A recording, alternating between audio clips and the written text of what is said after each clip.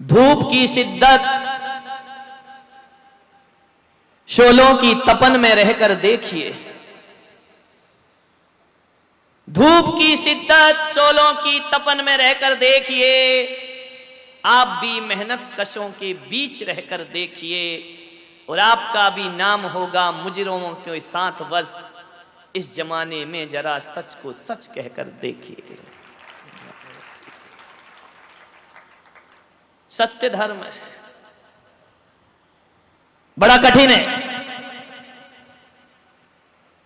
सत्य धर्म है, बहुत सरल है। कठिन इतना कि पूरी जिंदगी भी साधना करो तो सत्य के दर्शन ना होंगे। और सरल इतना कि जिंदगी को समझ लो तो पल भर भी बहुत हुआ करते हैं। सत्य धर्म, सत्य प्रताड़ित करता है। इसलिए दुनिया में असत्य का बोलबाला है। असत्य सम्मानित होता है, असत्य को मालाएं मिलती हैं, असत्य का जन समर्थन है। यदि पूरे देश में सत्य का जन समर्थन हो जाता तो पूरा राष्ट्र एक बार सत्य धर्म को प्राप्त कर लेता है। लेकिन ध्यान रखना, अब सत्य तो केवल अदालतों में लिखा रहता है, अब सत्य तो केवल पुलिस थाने में लिखा रहता है। सत्यमेव जयते, ये लिखने बस से जीवन में कुछ नहीं होता।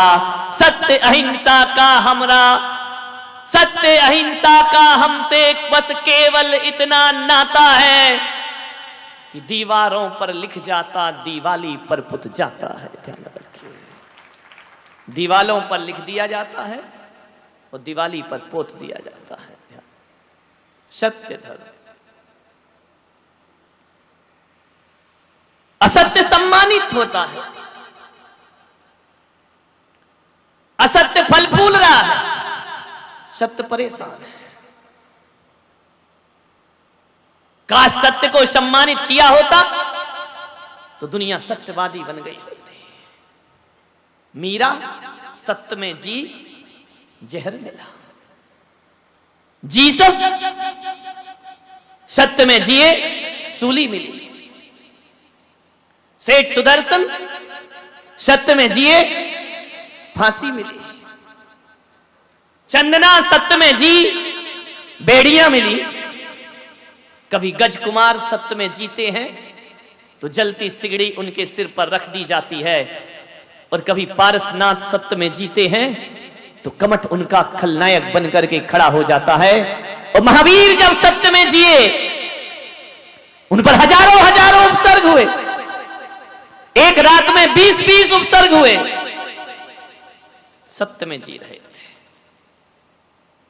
मजे की बात कि जब तक जीसस को फांसी ना मिली हजारों लोग उनके पीछे लगे रहे, लेकिन जिस दिन सूली पर चढ़ाया गया केवल उनकी 2 शिष्याएं ही मौजूद थी, बाकी सब भाग खड़े हुए। ये जो भीड़ है ये असत्य की भीड़ है, सत्य के पक्ष में कोई नहीं होता है। सत्य अकेला होता है, सत्य अकेला जीता है। सोचिए, जब जीसस फांसी पर लटक रहे थे कितनों ने उनका साथ दिया था। जब मीरा को प्याला दिया जा रहा था जहर का, कोई उनके साथ ना थे। राम जब वनवास से लौट कर आए तो अयोध्या में दिवाली हो गई, लेकिन जब वनवास दिया तो पूरी अयोध्या में कोई रोकने वाला दिखाई नहीं दे रहा था। सत्य के साथ कौन है? सत्य हमेशा अकेला होता है। ये दुनिया ठगों का डेरा है, झूठों का साम्राज्य इस धरती पर। ये आदमी का कोई भरोसा नहीं। ये चेहरे बहुत भोले हैं, ये चेहरे बहुत भोले हैं, सच मानो बारूद के गोले हैं। ये चेहरे बहुत भोले हैं। ध्यान रखिए, कब आदमी अपना रूप बदल ले कुछ कह नहीं सकते। और एक बात याद रखना, सावधान उनसे मत रहना जो तुमसे दूर रहते हैं, सावधान उनसे रहना जो तुम्हारे पास रहते हैं। धोखा वहीं से मिलेगा। अपनों ने दिए हैं धोखे।